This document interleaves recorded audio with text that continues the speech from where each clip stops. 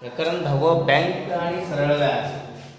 Bank and simple interest आपण हे प्रकरण अभ्यासतोय. त्यामध्ये सराव संच 40 यामध्ये काय उदाहरण आपण सोडवतोय. त्यामध्ये तिसरं उदाहरण आहे.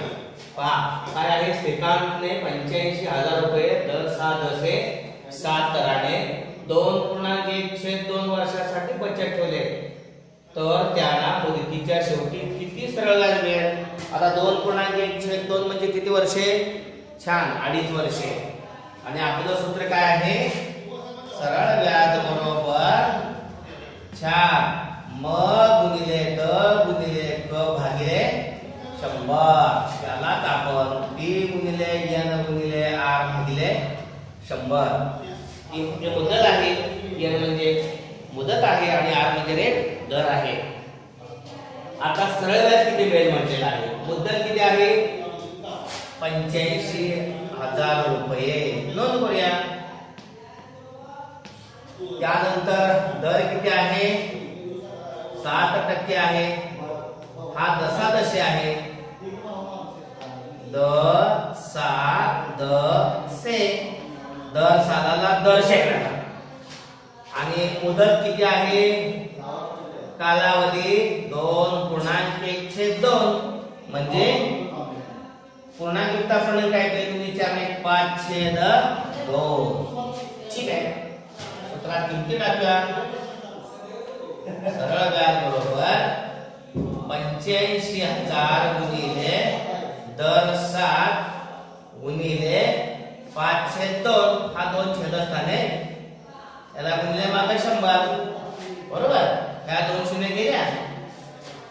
7×5 35 गुणिले 850.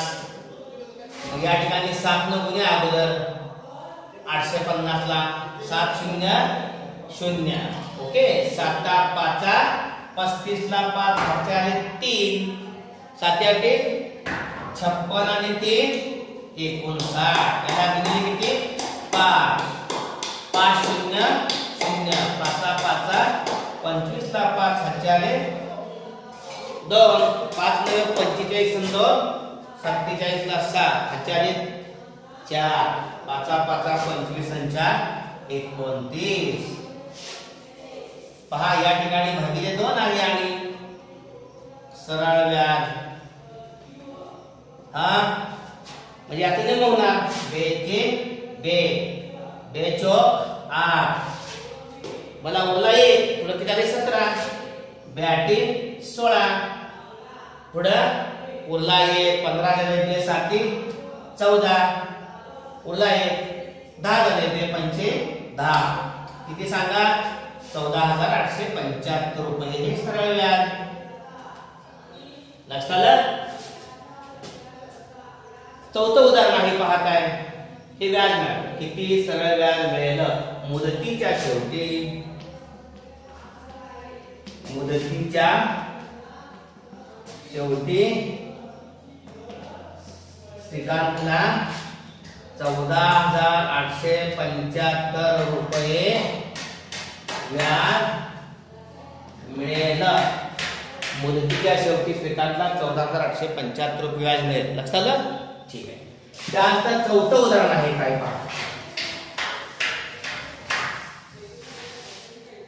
हा व्याजाच्या काही दराने 5,000 रुपये मुदलावर 4 वर्षात 1,200 रुपये व्याज होते, तर त्याच दराने त्याच मुदतीत 15,000 रुपये मुदलाचे व्याज किती होईल.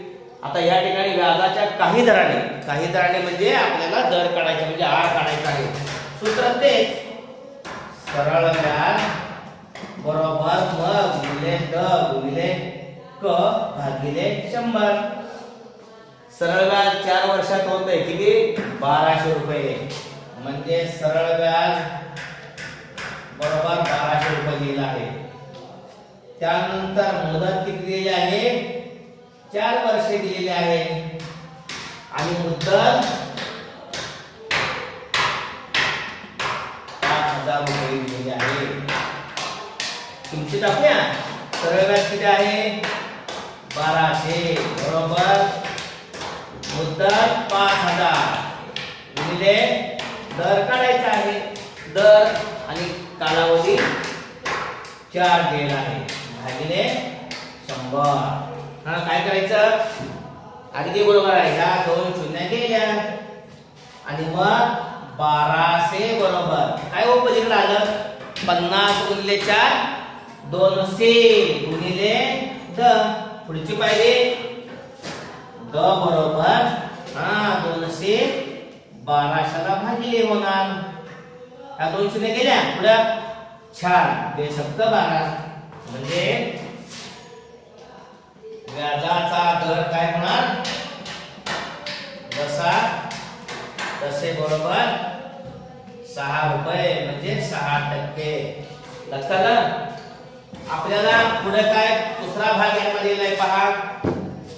त्याच दराने म्हणजे पुन्हा सूत्र आपल्याला सरळ व्याज बरोबर मग गुणिले द गुणिले क भागिले 100. आता मुद्दल किती आहे बाळांनो? 15,000 रुपये. मग बरोबर 15,000 रुपये. दर बरोबर 6% आहे आणि कालावधी त्याच मुदतीत त्याच दराने त्याच मुदतीत 4 वर्षे. मुद्दलाचे व्याज किती होईल तुमची टाकूया. मग 15,000 रुपये. दर 6 क 4 भागिले 100. पहा या 2 शून्य गेल्या. 15,000 रुपये आहे मुद्दल. दर 6% आहे आणि मुदत 30 आहे. पहा हे शून्य तसं ठेवा. 6 चौक 24 बरं का? 6 चौक 24 ला किती पुन्हा ह्या 15 न 15 चौक 60. छान. 60 ला शून्य असेल 60. पुढं 15 गुणिले 30 न 60 36. बघा बरं छान. 3,600 रुपये व्याज मिळेल. तर त्याच दराने त्याच मुदतीत 15,000 रुपयाचे 3,600 रुपये व्याज मिळेल. लक्षात आलं?